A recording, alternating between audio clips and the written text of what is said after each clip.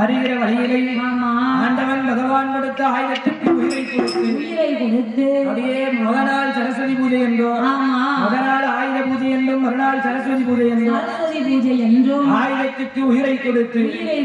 நேரம் அச்சரிசி வனத்திலே வந்து மகிடாசுரனுடைய கோட்டையிலே வந்து வடக்கு கோட்டை வாசலில காளியர்கள் 8 பேர்களும் அப்படியே 8 கூடாரத்தை அடிக்கின்றார் 8 கூடாரத்தை அடித்து 8 குதிரைப்படைகளையும்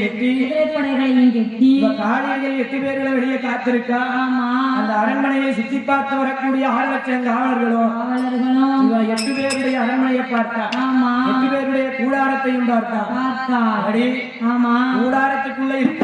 இருந்தாலும் சரி கூடாரத்தை விட்டு வெளியே வந்துருங்க கூடாரத்தை பிரிச்சுட்டு ஓடிடுங்க என்று 6 லட்சம் காவலர்களும் சொன்ன உடனே அப்ப பார்த்தால் 6 லட்சம் காவலர்களை பார்த்து